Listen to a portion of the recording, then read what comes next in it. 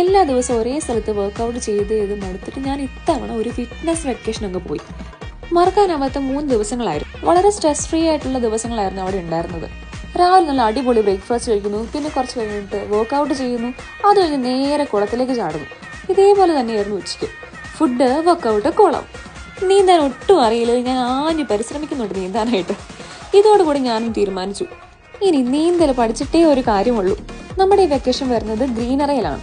അപ്പോൾ ഗ്രീനറ ഒരു man-made forest ആണ്. ഒരുപാട് വെറൈറ്റീസ് ആയിട്ടുള്ള മരങ്ങളും ചെടികളും ഒക്കെ ഉണ്ട് ഇവിടെ.